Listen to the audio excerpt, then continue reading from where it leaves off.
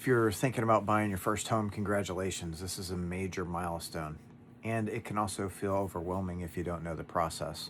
Today, I'm going to walk you through the key steps every first time home buyer should understand. Plus, a few tips that can save you time, money, some stress, and potential mistakes along the way. Those are all things we all want to avoid. So let's break it down step by step. Step one, let's get financially prepared. Before you ever look at a house, you need to understand your finances. Start by looking at your monthly income, your existing debts, and credit score. Your lender will use these to determine how much home you can realistically afford. Not just the payment, but the risk for all parties involved. You'll also want to start saving for upfront costs. Man, it's weird wearing glasses. Those upfront costs are down payment, closing costs, a cash reserve for emergencies, and let's not forget about home inspection, appraisal, all of those things. Many times, buyers are surprised that you don't need 20% down. There are loan programs that allow for as little as 3 to 5% down, and in some cases, even zero down. One important tip here, do not drain your savings to buy a house. Owning a home comes with repairs, maintenance, and surprises. Cash on hand matters. Step two, get pre-approved, not just pre-qualified. There is a difference. This is probably one of the most important steps. A pre-approval means a lender has reviewed your income, credit, and assets and confirmed what you can borrow. A pre-qualification is just an estimate. Sellers take pre-approved buyers far more seriously, especially in competitive markets. During pre-approval, lenders will look at employment and income history, credit score and payment history, debt to income ratio, assets and reserves.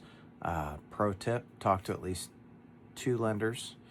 Interest rates, fees, and service levels can vary more than most buyers expect.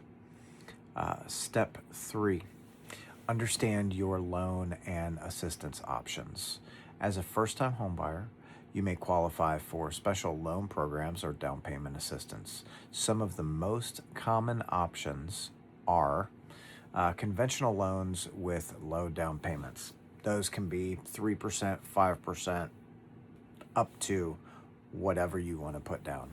FHA loans, which are more forgiving on credit, typically 3.5% down is the minimum you get with FHA. VA loans for eligible veterans with 0 down. Those are super cool programs for those that have risked their life for our country. USDA loans are typically reserved for qualifying rural areas. Those are some pretty interesting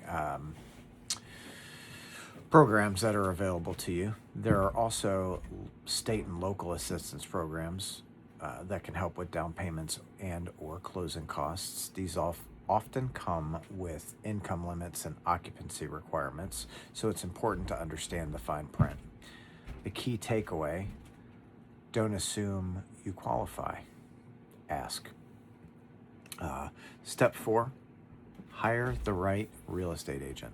A good buyer's agent is not just someone who opens the door. They're your negotiator, your advisor, your problem solver. An experienced agent will help you understand local pricing and market trends, identify red flags in homes, write strong offers, and navigate inspections and negotiations. Here's an important point many first-time home buyers don't realize. In most cases, the seller pays buyer's agent's commissions. So it's less money out of pocket for you. That's pretty sweet. That is not the place to go it alone. Step 5, define your home search criteria. Before touring homes, clearly separate your must-haves from your nice-to-haves. Think about location and commute, number of bedrooms and bathrooms, yard, garage, or storage needs, school district, or resale potential. Those are all things that are important to you as the buyer, thinking long term. You may be buying your first home, but you don't want to outgrow it immediately. One strong piece of advice: cosmetic issues can be fixed. Location, lot size, and layout cannot. Usually cannot. Layout is not cheap. Step 6, make a smart and competitive offer. When you find the right home, your agent will help you structure an offer that balances price and terms. An offer includes more than just the purchase price. It also includes earnest money, inspection contingencies, financing terms, closing timeline. In many cases, the strongest offer is not the highest price. Flexibility on closing, clean terms, and strong financing can win deals. That goes back to the pre-approval, not the pre-qualification, right? This is where difference matters. And this is also where the professional guidance pays off. Step 7, get the home inspected. I always advise to get the home inspected. It's a very important part of the process. That way you know what you're getting, and potentially important things can be repaired prior to you purchasing. Once your offer is accepted, you'll schedule a home inspection.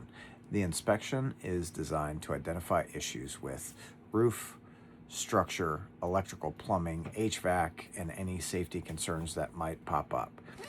This is not about finding the perfect house. It's about understanding what you're buying. It doesn't matter if the house is 100 years old or 100 days old.